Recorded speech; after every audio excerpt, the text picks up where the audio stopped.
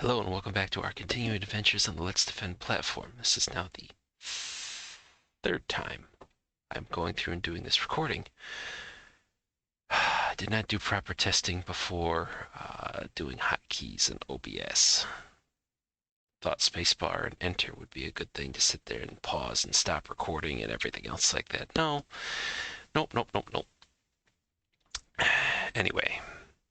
So, we are tackling the SOC152 encrypted files detected, EventID 100, type malware, severity low, date for September 13th, 2021, 10:36 p.m. This looks like this is affecting the JackRamsey host.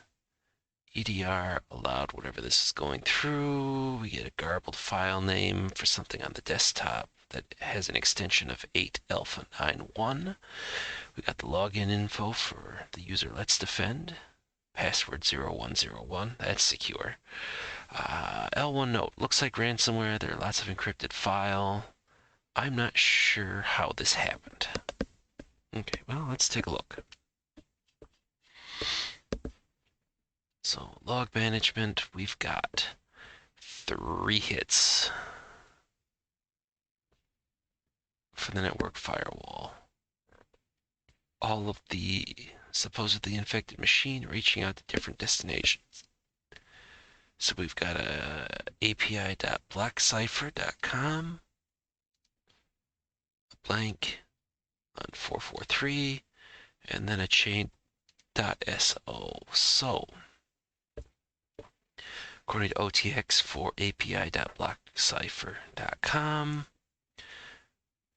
971 malicious files communicating, resolves to 3 IPs, but it's whitelisted. What do the tags look like? PowerShell, ransomware, Cerber, CryptoLocker. Oh, Cerber twice. One with a capital C, one with a lowercase. Telos has got it neutral underneath Cloudflare. Looks like it might have been on a blacklist for Telos that it's expired off of. Chain.so on OTX, 998 malicious files communicating. Hosting provider. Tags though, ransomware, Cerber, CryptoLocker. So similar to the blockcipher.com tags. And Talos gives it a favorable web rep that it's not on the blacklist and it's expired. So I wonder if that was...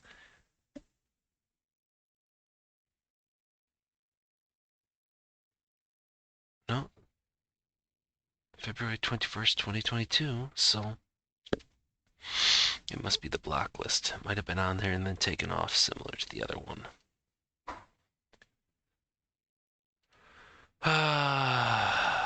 Okay, browser history. Do we have anything dated? For 13 period 09 period 2011 or 2021? No. Command history, the bottom portion. So we have MSHTA for an HTA file, which we would expect. Notepad for a TXT file. Command prompt to go through and run task kill. Force for image of a capital E. And then exit. And then at 1040 we get task kill FIME. So force for the image of E. Okay, that's a little bit weird. Comms. Yes, at 1420, 1421 to a 188, 213, 1981, and a 192, 232, 219, 67, which I'm fairly certain is not on what we saw on the network level firewall logs. Process list. We have the same.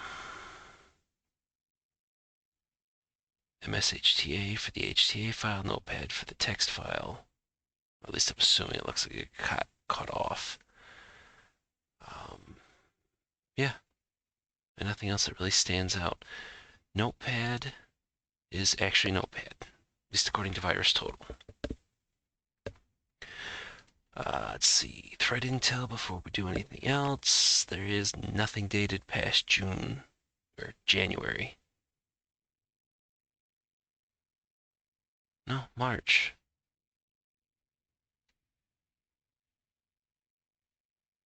Okay, that's all of it, right? Yeah. Well, that's interesting. But yeah, March, bitly. Okay, so nothing for threat intel that's going to help us. And of course, because it's like I said, the third time I'm recording this. So we have an email from an Ellie Ramsey about your family. Password is infected. Okay, so I guess we're running this thing down.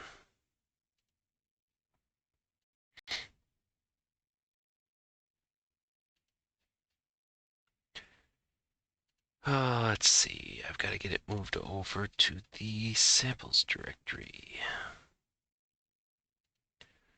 Because if I try to extract it where she got dumped, I'm going to have a very bad time. Alright, so we've got this over here. We are just going to go ahead and unzip it. Password was infected. So what do we have?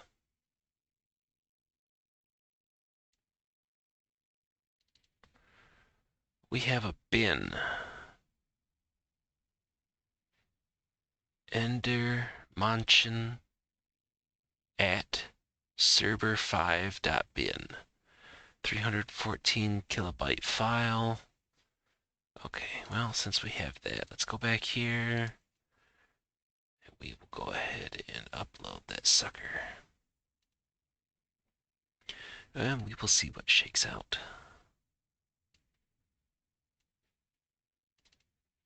There she be.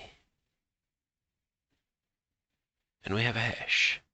21 days ago. Persistence, revoked cert. Suspicious DDNS. Suspicious UDP. Via Tor. 59 out of 68. Let's say we roll the dice one more time. Can we get higher than 59 engines detecting it?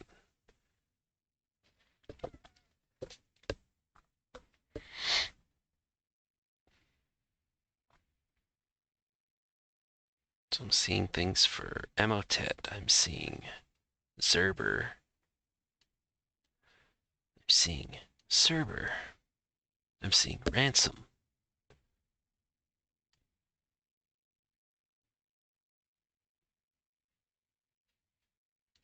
Come on, 60 plus.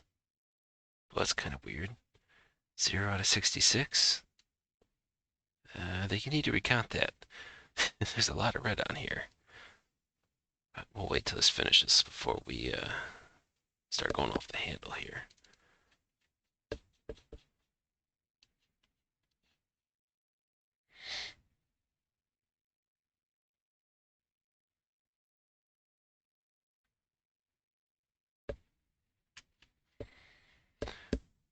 Okay, well, we extract that. Let's just grab the name.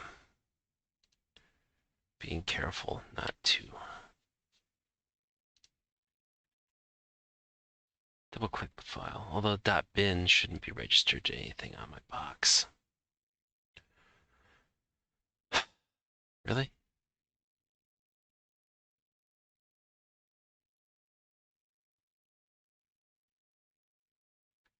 Oh, you block origins off.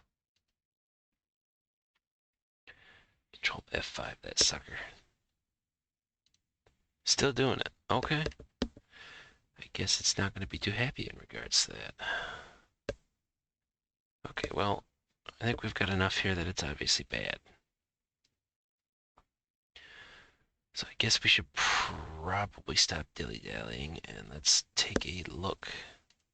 Here, let's see, there's the endpoint. Well, I know automatically for a fact we're going to want to have this thing contained. Again, somebody else utilizing server. and to be doing all this web surfing from. Don't mind the old man, the begrudgingly old man.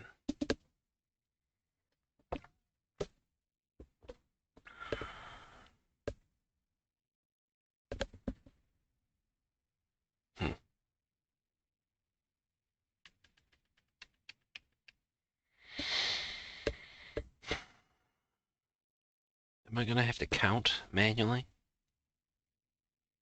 I think I'm going to have to count.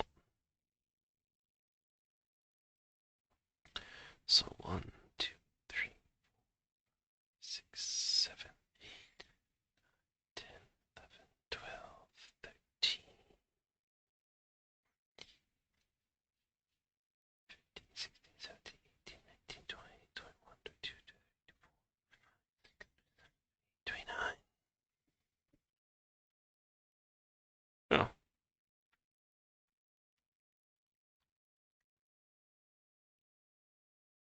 Just off to the side here.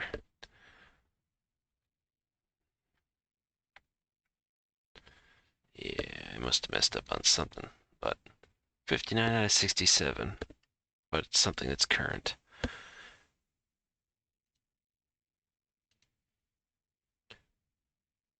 There's the block cipher, there's the chain.so for contacted domains. And then we've got two different sections, so if we go back to the notes, the web address we were seeing, because it does the v1 BTC main address starting in 1 Charlie man. Yeah, okay. The butt end is different. I don't know what that's supposed to equate to, but that's okay. So we have explanations for the behavior.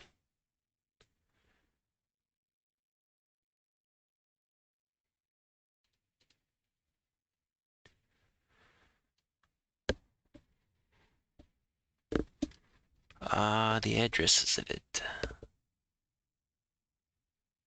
solves to.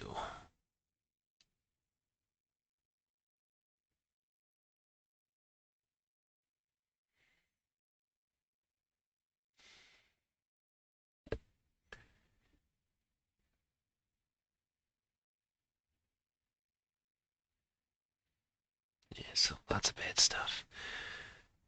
Okay.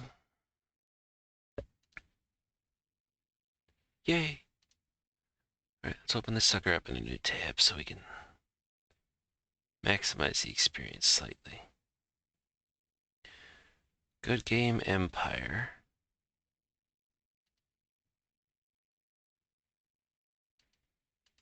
Core temp.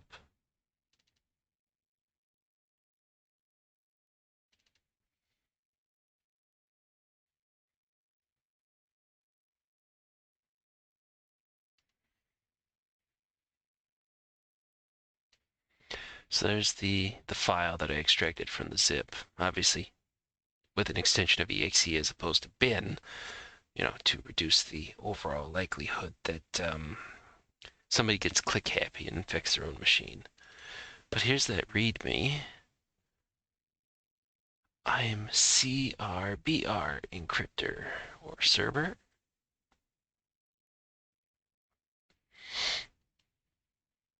All your important files have been encrypted.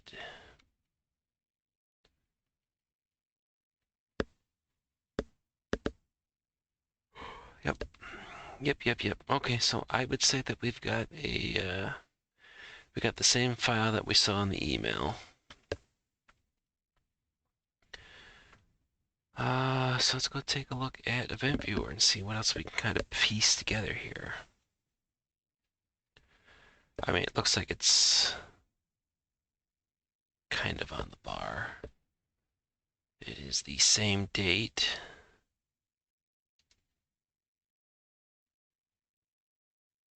at 7:07 p.m. Was there a date and time on that email? Supposedly 10 p.m. So I guess effectively, if anybody from LetsDefend has gone through and catches on to this, there's a 3-hour difference between when the email came in, when this file technically shouldn't have even existed to be pulled down. I guess there could be a time difference. Yeah, because this looks like this is like 4 hours ahead of where I'm at currently, but we'll come back to that. I mean, I think we've got enough as it is to work through all this. 18. Wait.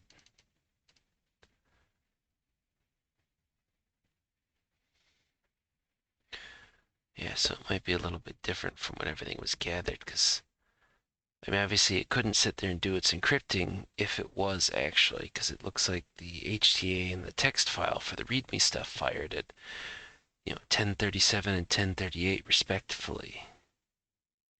So one right after the other. So there must be some sort of difference in between the time settings for this box and then what everything else would be recording everything in. But this looks like everything got cleared out, at least in the security log. We're gonna find roughly the same thing. At 7:18, the log was cleared. I don't suppose we would have, what was it? Sysmon? Because it looks like that's been kind of hit or miss lately about having it deployed on the systems that we're coming across. Seemed like the first couple of ones I was doing that were Windows boxes had Sysmon, and then they were gone, and looks like this is another one that does not have it. Local session manager, operational.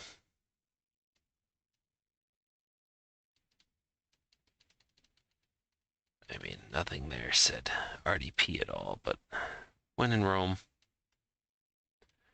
we're here, we're kind of stomping around. Let's just see if anything shakes out.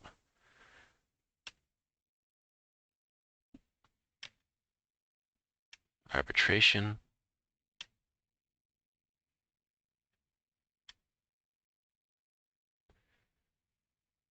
$176.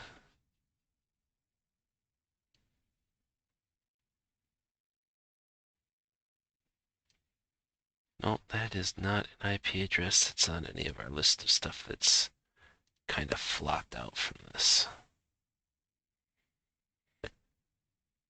We're looking for like 104s, 178s. The other possibilities would be 188 or 192. And then effectively we're past that point. Okay, so we have no real logs, at least not on the box itself. Man, whatever EDR agent's been rolled out on this thing. Gonna have to sit there and chastise the engineers because stuff needs to be tightened up.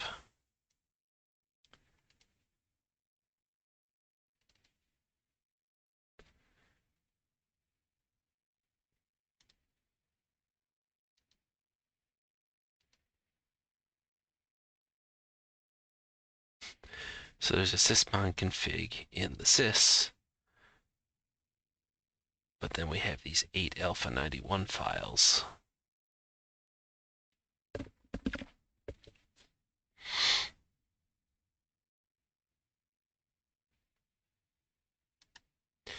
And I'm gonna assume that it's like all good malware, all good ransomware. It's knocked out the the volume shadow copies and everything else like that, which, yeah, there's no previous points for these things, so shocker.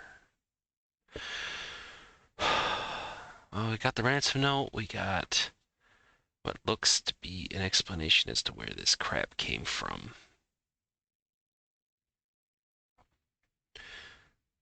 Looks like it came in via email. Time discrepancy notwithstanding, but I think that's just where this stuff kind of comes into play. I don't think we're going to have to do much of anything else. I mean, we want to grab a backup copy. Well, actually, no, we have the email, so we have the source of the thing that kicked all this stuff off. So we'd make sure that the EDR can go through and do blacklisting. We want to make sure that hash goes in there. Although realistically, AV should pick that stuff up. It's like, that's the other thing. Isn't Microsoft one of the items that are on here? Yeah. So it should pick up something. Of course, this is also how many months, how many days, how many hours, how many minutes after all this stuff. So yeah, kind of after the fact. But all right, so I'm gonna go ahead and close that. I'm gonna term it rather than run longer. Okay, so let's go ahead and grab this and let's take ownership. I think we've got everything we need to sit there and diagnose this. So it is ransomware. It looks like server. I suppose I could have grabbed some of the files and uploaded it to the what is it? The ID ransomware site in order to get an actual determination. But this is, I mean, the note itself says CRBR. And we've already got the system isolated.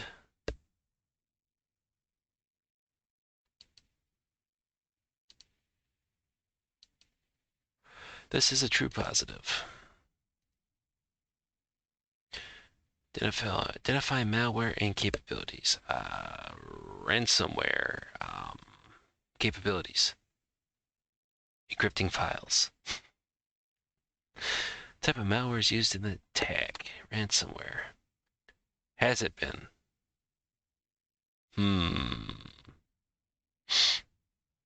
Yes.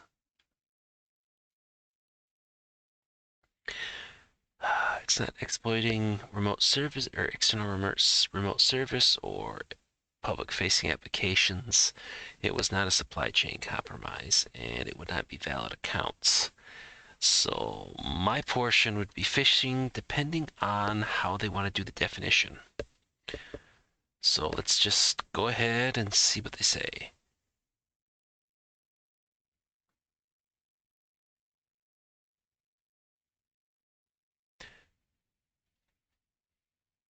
Well, it's a subset, but the spear phishing attachment would be, I would think, an aspect that would kick off that. So we're going to say phishing. Summarize the risk threat. High. Ransomware. Ransomware? Where? I suppose you go through and start crying because all your stuff's gone. Oh, I kind of wonder as to what this org's backups look like. Because apparently their EDR is not cutting the mustard. Sensitive data at risk off that one particular box. I didn't see much of anything that looked overly, but CRBR ransomware.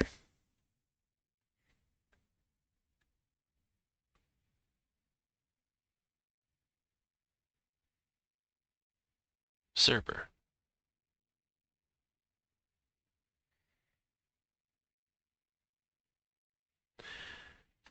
No idea as to whether or not stuff moves off, although I should probably go back through and double check the IP addresses I pulled out of everything.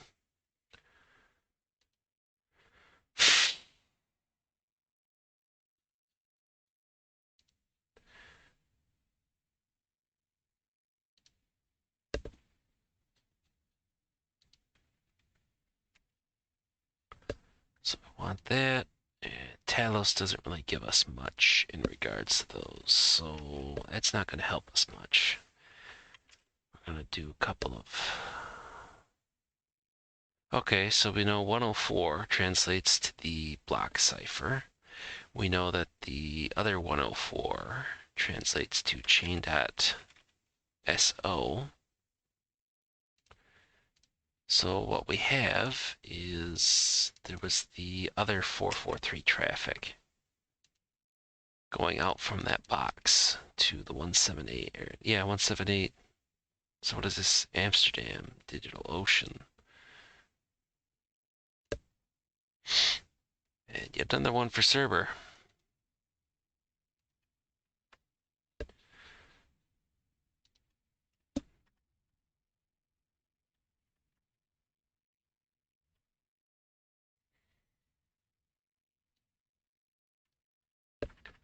Okay, so bad stuff all around.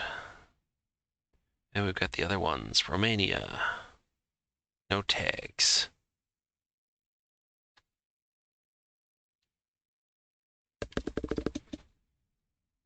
Jetpack cats. .preview-my website.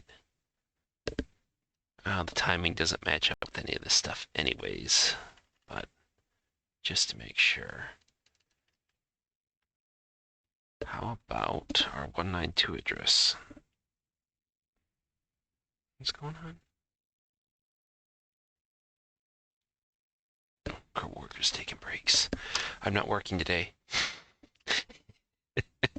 Before anybody gets the idea that I'm doing this as opposed to working. So we have no server tags, anything else like that.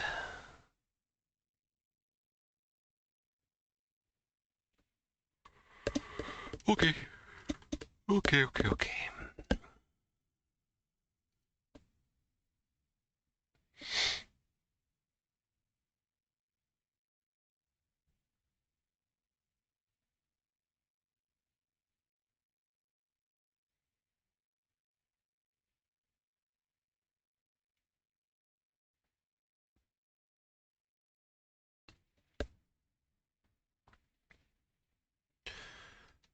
Persistence. I did not notice any persistence going through any of that. So the question is, did I miss something?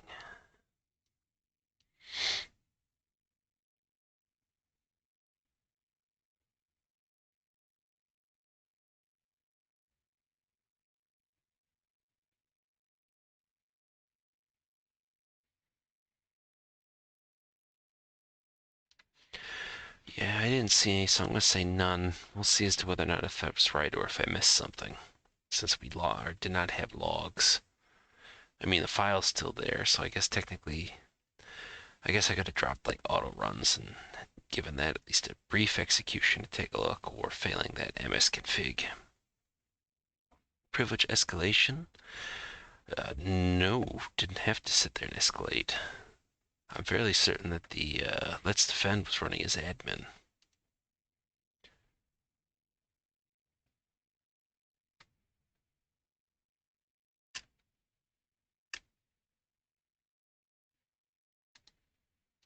Again, with the aspect of the credential access.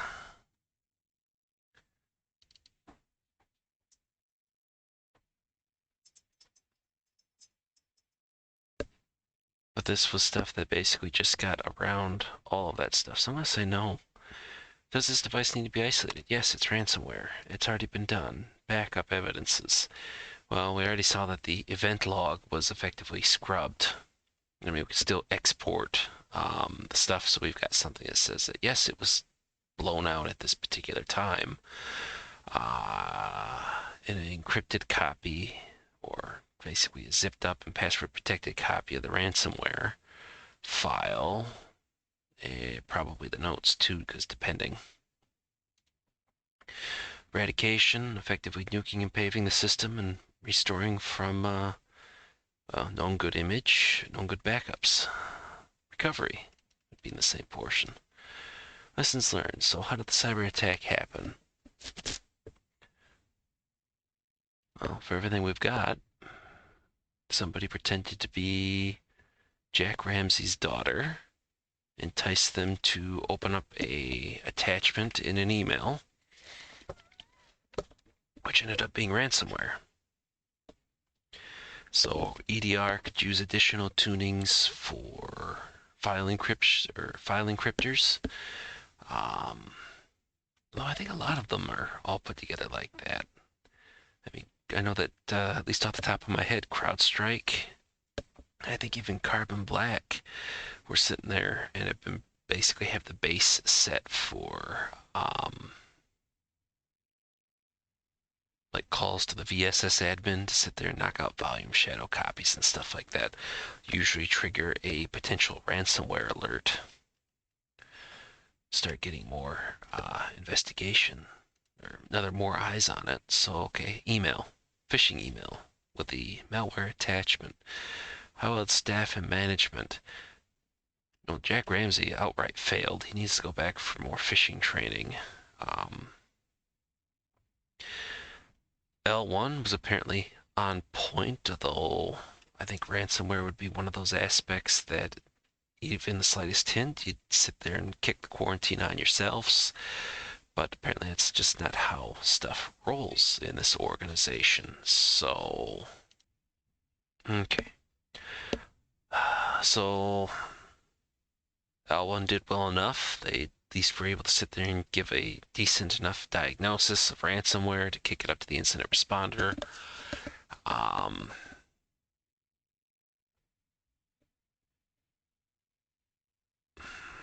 don't know, security architect kind of needs to answer as to why or these people have these accounts with local admin privileges and why the AV just seems to be crap and why the EDR doesn't seem to be doing much of anything. What would staff and management do differently the next time around? Invest in additional or better filters for email? That they do go out and get all 365 and then just not bother to plop anything in front and just rely on Microsoft to sit there and filter out the garbage emails? Better spam filtering, better EV for emails, better lockdown on the actual workstations themselves, enforcement for like AV checks, firewall checks, EDR checks. Gotta sit there and start smacking people around. There needs to be improvements made on the configuration for this stuff. Corrective actions can prevent similar incidents in the future. Well, specifically, end user security awareness training, more phishing tests apparently.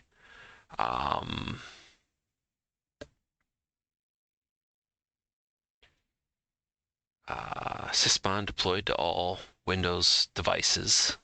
Granted, it's not going to help as much, but as long as it'd be kicking back to a seam, it might be able to sit there and correlate events enough together to at least flag the alert before. Because I'm assuming on this one, probably ended up having to wait until the all the stuff had gone on and the end user reported, "Hey, I'm having problems with my computer. My files look different."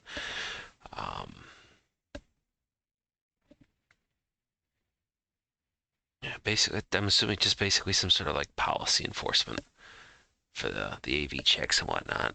What precursors or indicators should be watched for in the future for similar incidents?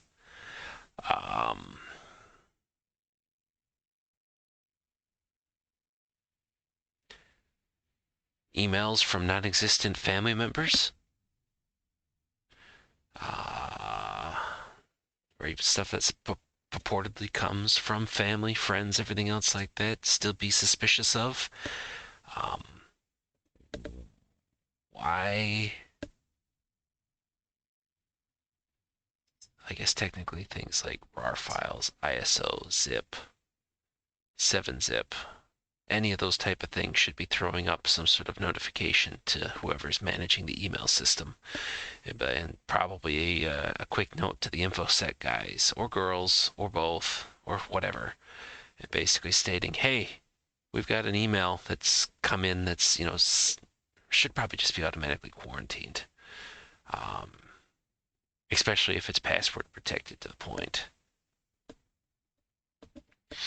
I mean, I know that was a common problem working at the bank. People wanting to send password protected files, which, okay, great. Except for the aspect of, you'd still have 25% of them, of the actual things coming in that were password protected, actually being malicious. Much like in this case. Oh, yeah, artifacts. Well, our big thing here is going to be so we need the MD5. So what do we have to actually go off of? We got the MD5. We're going to have, what, 3 IP addresses off the stuff that we've got there. I have 2 URL addresses. And then I have at least 1 email sender. Yeah, this does not break down the sending address to go back and take a look to see as to whether or not if we can figure that particular aspect out. It does not look like I can actually get that broken out. The other aspect is you could go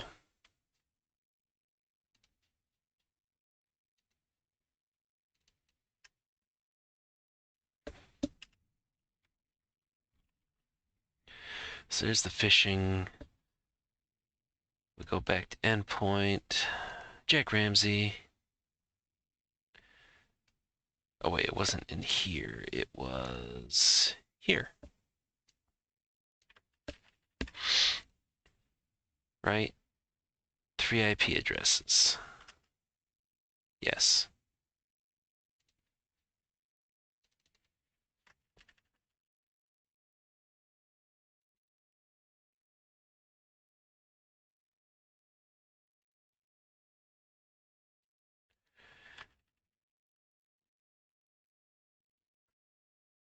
And then we have 2 URLs which are in that same particular boat.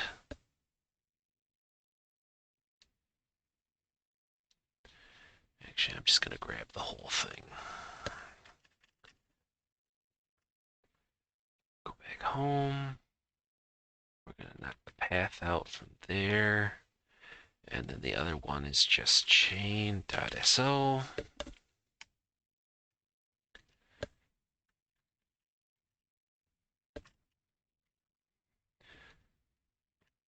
Just going to go here, we're going to go here, and we're just going to say server IP. So we can basically harvest all those. So the other aspect I'm thinking of is our Exchange servers, 172.16.23. If we go back to log management, we have just search for that. And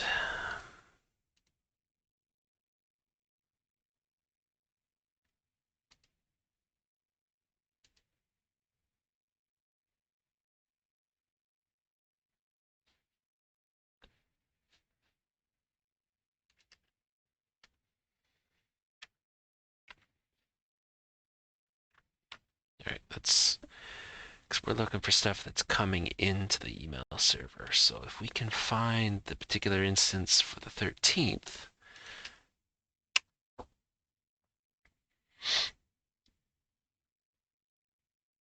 we got the 22nd.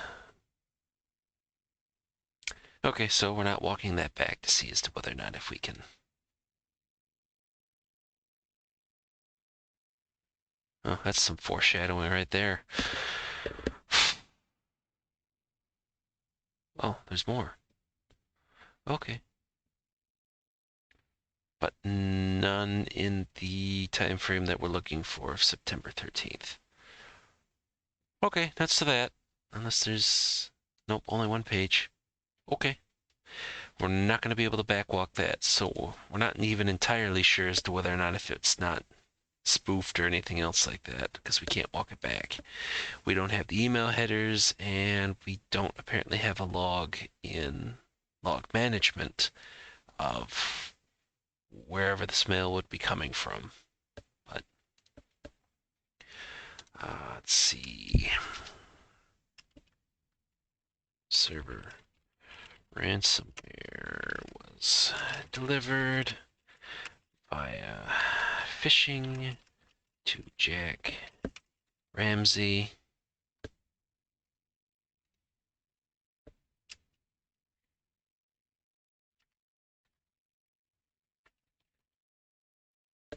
System is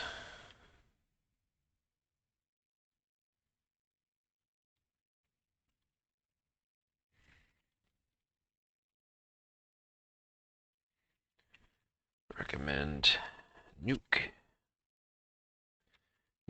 and pave with restore from known good sources.